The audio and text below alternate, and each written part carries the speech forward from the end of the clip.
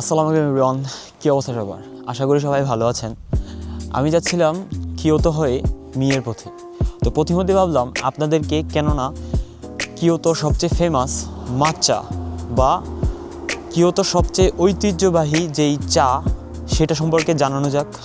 কিয়োতোর matcha এটি শুধু একটি চা নয়, এটি হচ্ছে সময়ের সাথে বয়ে চলার নিঃশব্দ কিয়োতোর ঐতিহ্য।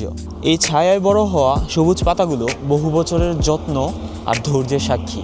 কিয়োতোর মাচ্চা শুধু জাপানেই ফেমাস এমনটা কিন্তু নয়, বিশ্বজুড়ে এর রয়েছে খ্যাতি। আপনি যখন মাচ্চায় একটা চুমুক দিবেন তখন এক মুহূর্তের জন্য আপনার মনে হবে কোলাহল থেমে গেছে, শব্দগুলো আপনার কাছে খুব স্পষ্ট লাগছে, আপনার ইন্দ্রিয়গুলো একদম সজাগ হয়ে গেছে। কিয়োতো মাচ্চা যেখানে স্বাদ নয়, অনুভূতি আসল। এটা হচ্ছে কিয়োতোর একটা ট্র্যাডিশন। সমগ্র বিশ্বজুড়ে এই কিয়োতো মাচ্চার ঐতিহ্য এবং সুনাম রয়েছে। আশা করছি আজকের ভিডিওটা আপনাদের ভালো লাগবে। আল্লাহ হাফেজ, দেখা হচ্ছে নেক্সট কোনো ভিডিওতে।